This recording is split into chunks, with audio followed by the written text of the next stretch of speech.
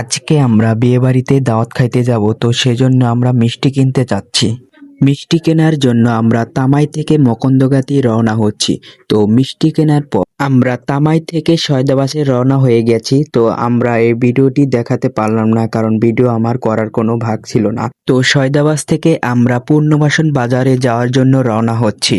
তো ফাইনালি আমরা পূর্ণবাসন বাজারে এসেছি। তো এখানে একজনের জন্য আমরা দাঁড়িয়ে আছি। তো আমার খালাতো ভাই এখানে দাঁড়িয়ে আছে, আমিও এখানে দাঁড়িয়ে আছি।